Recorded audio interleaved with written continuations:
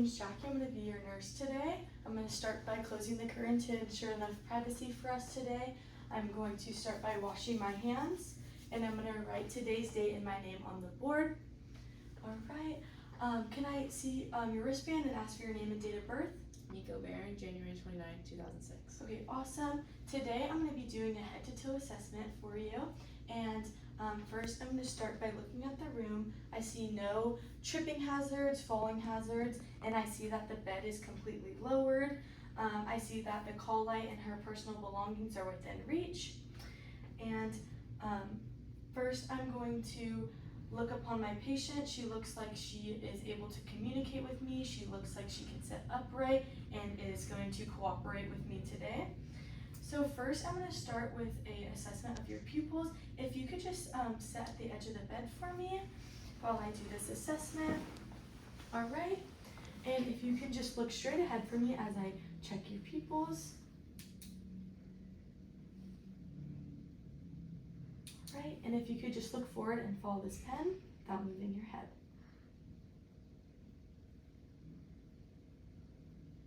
All right, my patient's pupils are round, equal, and reactive to light and accommodation. Next, I'm going to ask you a couple of questions. Do you know why you're here today? My wrist hurts. And you know what month it is? September. And do you know where you are? In the hospital. Okay, so my patient is alert and oriented ×4, and you said that you had some pain in your wrist, and how long ago did this happen, and how did this happen? A week ago, and I fell off my bike. Okay, and what does this pain feel like? A sharp pain. Okay, and does it radiate anywhere? No, it just stays in my wrist. Okay, and does anything make this pain better or worse? Ice makes it better, and writing makes it worse. Okay, so for the duration of this assessment, I'm going to place some ice on your wrist and ensure that to make that better. And from a scale to 1 to 10, 1 being the least pain and 10 being the most pain that you felt, what pain are you feeling? A 7. Okay, alrighty. Next, I'm going to do an assessment of your upper extremities. If you could just reach your arms out for me, I'm going to check your radial pulses. Okay, my patient's radial pulses have a +2 amplitude and a regular rate and rhythm of 60 to 100 beats per minute. They are equal bilaterally, and there's no threading or bounding occurring. Next, I'm going to have you squeeze my fingers, please. Okay, and can you push up on my hands? All right, and push down. All right, my patient's grip strength is strong bilaterally and equally. I'm now going to check your skin. I'm going to feel her skin. It is warm to the touch. It is pink. It is intact and it is dry. I'm going to have her reach her arms up. I'm going to assess her elbows and her skin. I see no signs of edema. I see no scarring, no wounds, no wetness. Her skin is dry, warm, and intact. Next, I'm going to check behind her neck. Her skin is dry, clean, and intact back there as well. Alrighty. Next, I'm going to move on to looking at your fingernails as well. I'm going to check for clubbing. I'm going to check at her fingernails, ensuring that she has good hygiene. And I'm going to check her cap refill, which is going to be less than 3 seconds, meaning that she has adequate blood flow. Now I'm going to listen to your lungs. So if you could just take nice deep breaths for me as I listen to your lungs. I'm going to listen to your left and right lung, anteriorly, laterally, and posteriorly.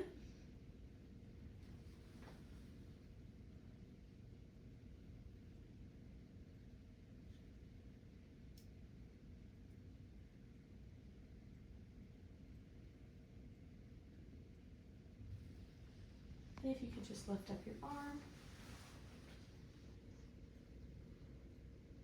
And your other arm.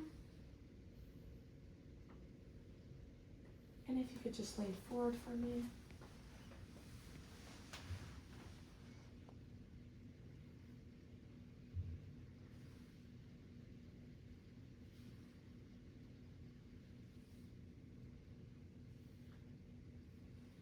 All right, also while you're leaning forward, I'm checking her back. And I'm also going to lift your gown if that's okay to check her sacrum, ensuring that it is also clean, dry, and intact, good color for her ethnicity, and no wounds or lesions, rashes over there. All right, after listening to my patient's lung sounds, they were clear on both sides. There was no sounds of crackles, wheezing, stridor. She had a regular respiratory rate of 12 to 20 breaths per minute, and there was no accessory usage of her muscles or any other work to breathe. Next, I'm going to be listening to your heart and doing a cardiovascular assessment. I'm going to start by palpating your carotid artery one at a time. All right, my patient has a +2 amplitude and a regular rate and rhythm of 60 to 100 beats per minute. They're equal bilaterally, and there's no threading or bounding as well. I'm now going to listen to your heart. Alrighty, I'm going to start by listening to the second intercostal space right of the sternal border. And here I'm listening for your S2 sound. Next, I'm moving to your left of your sternal border, listening to your S2 sound at your first I'm listening at your aortic area for the S2 sound, and this is going to be right of your midclavicular line or your sternal border, listening for the S2 sound. Now I'm moving to the pulmonic area, which is going to be left of your sternal border at the second intercostal space. Moving down, I'm going to be listening to Erb's point, which is going to be left of the sternal border at the third intercostal space, and I'm listening for any murmurs or sounds of S3 or S4. Moving down to the fourth intercostal space, left of the sternal border, I'm listening to the tricuspid area, listening for the S1 sound. And lastly, I'm moving to the mitral area, which also I'm hearing the apical pulse, and this is left of this midclavicular line at the fifth intercostal space. So after assessing my patient's heart and auscultating it, I was able to hear the appropriate S1 and S2 sounds, and I was unable to hear an S3 or S4 sound or any murmurs, which is good. Her apical pulse had a regular rate and rhythm of 60 to 100 beats per minute, and there was no threading or bounding occurring. Alrighty, and next I'm going to have you lay flat for me if you can. Alright, and I'm going to be assessing your abdomen if that's okay with you. I'm going to ask you, when was your last bowel movement? An hour ago. And when's the last time you urinated? 30 minutes ago. Okay, and is it okay if I lift up your gown to check your abdomen? Yes. Okay. Upon assessing my patient's abdomen, I can see that it is flat, non-distended, and symmetrical. And I'm going to first start by auscultating her abdomen. And I'm going to start at the right lower quadrant, and I'm going to be listening to her bowel sounds. I'm now moving to her right upper quadrant, her left upper quadrant, and her left lower quadrant. And I was able to hear normal active bowel sounds, and if I was unable to hear them, I would further auscultate for a minute in each quadrant. Next, I'm going to start by palpating in the same order I just did. Please let me know if you feel any discomfort or pain as I do this. Starting in the right lower quadrant, right upper quadrant, left upper quadrant, and left lower quadrant. And my patient did not feel any pain or discomfort, and her abdomen, all the four quadrants felt soft and non-tender. All right, now moving on, I'm going to be assessing your lower extremities. All right, so if you're able to lift your heels up for me, I'm going to be checking her heels, back of her heels and her ankles.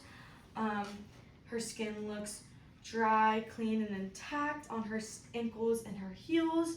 I'm also going to check her skin. It feels warm, it is pink, it is dry. I see no wounds, no lesions, no scars. I'm also going to check for edema. There's no edema, meaning that it's absent. And next, I'm going to have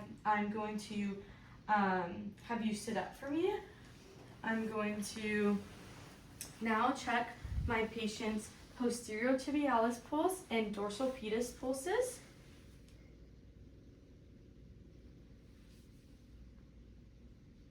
All right, and both of these pulses had a +2 amplitude, a regular rate and rhythm of 60 to 100 beats per minute. They were equal bilaterally, and there was no threading or bounding that occurred.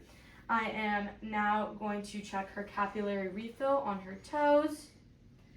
And these had a capillary refill of less than 3 seconds, meaning that she has adequate blood flow.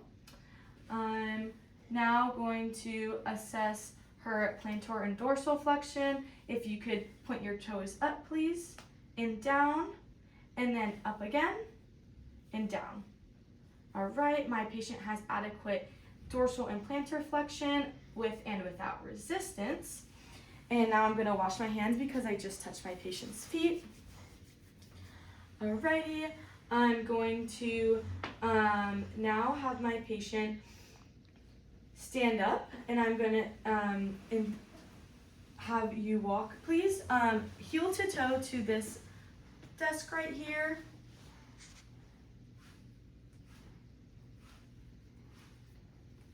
And if you could just walk on your heels back to me. All right, and now on your tippy toes.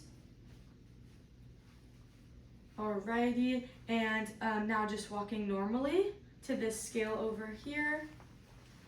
Okay, my patient's gait looks good for her age. It looks stable. And now I'm gonna take my patient's standing weight. Alrighty, and I can have you sit back down, please. Alrighty. And now I'm going to reassess my patient's pain and take her ice pack off. From a scale to 1 to 10, 1 being the least pain you've experienced and 10 being the most pain you've experienced, what is your pain in your wrist? A 2. Okay. I am going to document these findings. I am going to wash my hands, and this concludes your assessment, and thank you so much for your time. I'm going to ensure that I close the door to ensure patient privacy as I leave.